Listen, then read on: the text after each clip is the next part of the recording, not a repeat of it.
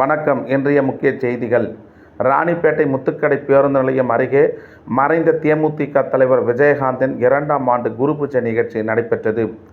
தமிழ் திரையுலகத்தின் உச்ச நட்சத்திரமாகவும் அரசியல் எதிர்க்கட்சி தலைவர் வரை உயர்ந்தவருமான விஜயகாந்த் கடந்த 2023ஆம் ஆண்டு டிசம்பர் 28ஆம் தேதி மறைந்தார். இவரது உடல் கோயம்பேட்டில் உள்ள தேமுதிக அலுவலகத்தில் அடக்கம் செய்யப்பட்டது. பின்னர் அந்த அலுவலகம் கேப்டன் இல்லம் என பெயர் மாற்றம் செய்யப்பட்டது. இந்த நிலையில் விஜயகாந்தின் 2ஆம் ஆண்டு நினைவு தினம் கடந்த டிசம்பர் 28ஆம் தேதி அனுசரிக்கப்பட்டது. இதனை தேமுதிகவினர் குரு பூஜையாக கொண்டாடி வருகின்றனர். அதன் தொடர்ச்சியாக நேற்று முத்துக்கடை பேருந்து நிலையம் அருகே அலங்கரிக்கப்பட்டிருந்த விஜயகாந்தின் திருவுருவப் படத்திற்கு மாலை அணிவித்து மலர் தூவி மரியாதை செய்தனர். இந்த நிகழ்ச்சிக்கு ராணிப்பேட்டை நகர அவைத்தலைவர் விஜயகுமார் தலைமை தாங்கினார். நகர துணைச் செயலாளர் இமானுவேல் ராஜன், முன்னாள் மாவட்ட இளைஞரணி துணைச் செயலாளர் எஸ். முத்தமிழன் ஆகியோர் முன்னிலை வகித்தனர்.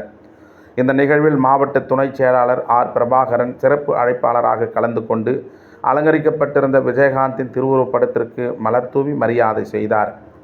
இதில் நகர நிர்வாகிகள் அமித் பாஷா, மேகநாதன், ஆற்காடு நகர மற்றும் ஒன்றிய கழக செயலாளர்கள் பிரபு, ஆற்காடு கிழக்கு ஒன்றிய செயலாளர் தங்கமணி, மாவட்ட இளைஞரணி துணைச் செயலாளர் முருகன், வாலாஜா கிழக்கு ஒன்றிய செயலாளர் பூபாலன், குடிமல்லூர் வேலு, கணபதி, 8வது வார்டு வேலு கிருஷ்ணன், 16வது ward John Wesley, Rohit, Vimalraj, Saranraj, மகளிர் அணியைச் சார்ந்த எலன் மார்கரெட், 6வது வட்ட செயலாளர் சரவணன், தமிழ்நாடு பகுஜன் சமாஜ் கட்சி நகர செயலாளர் பாக்கியராஜ், தேமுதிக நகர ஒன்றிய கிளைக்கழக செயலாளர்கள் திரளாக கலந்து கொண்டு இந்த நிகழ்ச்சியினை சிறப்பித்தனர்.